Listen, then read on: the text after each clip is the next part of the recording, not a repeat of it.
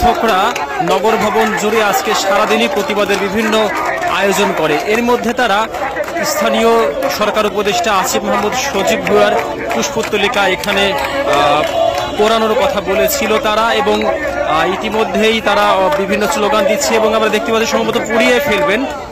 হ্যাঁ, আগুন ধরিয়ে দেওয়া হয়েছে আসিফ মাহমুদ সজীব ভুঁইয়ার পুষ্পোত্তলিকা। মূলত তারা অভিযোগ করে বলছেন যে স্থানীয় সরকার বিভাগ এই ইশরাক জাহানকে তার যে শপথ, সে শপথের ন্যায্যতা ফিরিয়ে দিচ্ছে না, সে শপথ গ্রহণে টালবাহানা করছে এবং এ নিয়ে তারা বিভিন্ন স্লোগানও দিচ্ছে।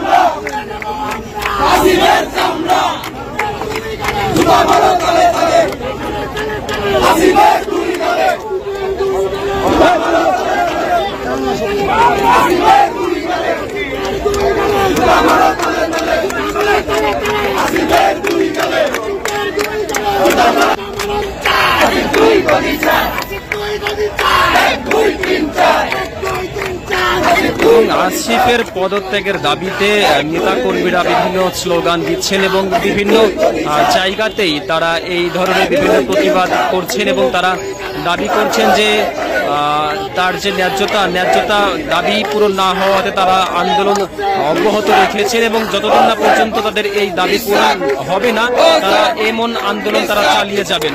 এখানে আজকে ঢাকা সিটির যে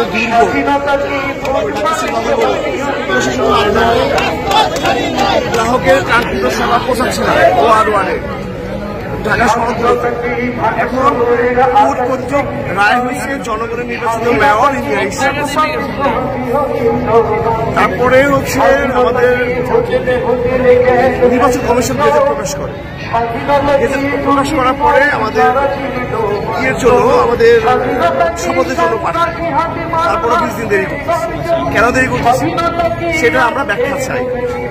আমরা বুঝতেছি, আমরা জানতে পারছি যে তারা চাচ্ছে না যে ইশরাক হোসেন তার জনগণের রায় নির্বাচিত মেয়র হয়েছে, সে তার যে হক অধিকার চেয়ারটা সে চেয়ারটা বসুক।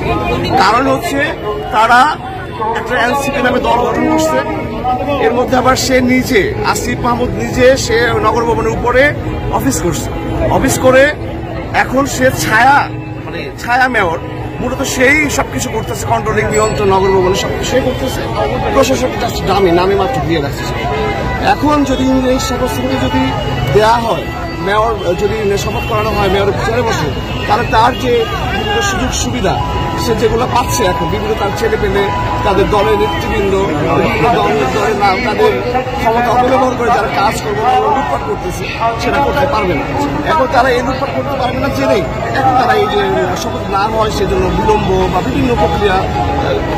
তাহলে আপনাদের পুরো অভিযোগটা স্থানীয় সরকার বিভাগের উপরে এবং কি আপনারা আসিফের পদত্যাগ দাবি করছেন? পদত্যাগ দাবি এবং সেটা করতে হবে, সময়ের ব্যাপার দেখেন।